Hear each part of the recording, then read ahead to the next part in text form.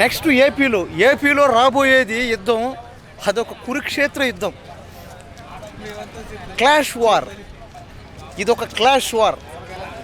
పేదవాడు ఒకవైపున, పెత్తందారుడు మరోవైపున జరగబోయే యుద్ధం. ఈ యుద్ధంలో మీరు తెలుసుకోవాల్సిందల్లా ఒక్కటే చూడండి. మీ కుటుంబంలో మంచి జరిగితేనే ఓటేయండి,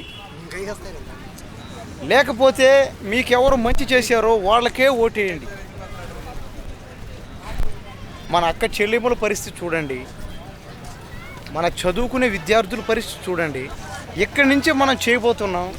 ప్రతి విద్యార్థికి సంవత్సరం తరపున 200 కోట్లు శాంక్షన్ చేస్తూ ఉన్నాం ఇక్కడి నుంచే. కాబట్టి మీరంతా చూస్తూ ఉండండి. ఆ మనిషి మాట్లాడతాడు గాలి మాటలు. ఆ మనిషి తెలిసినల్లా ఒకటే, పొత్తులు, ఎత్తులు, చిత్తులు, నక్క జిత్తులు. కాబట్టి మీరే తెలుసుకోండి, ఏ పార్టీకి ఓటేయాలో చూడండి. మీరందరూ చట్టలు మడతేయండి. ఈ 70 రోజులు మీరు నాతో పాటు నడవండి.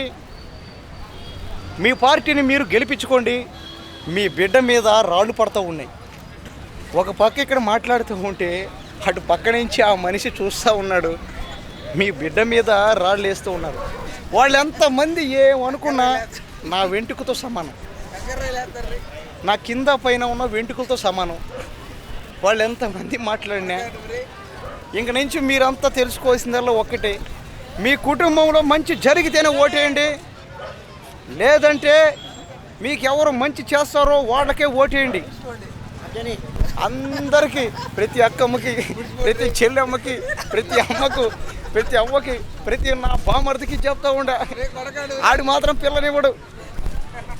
అదేవిధంగా మన దేశంలో కులపిచ్చిరు, మన ఆంధ్రప్రదేశ్ కులపిచ్చి ఎక్కువైపోయింది.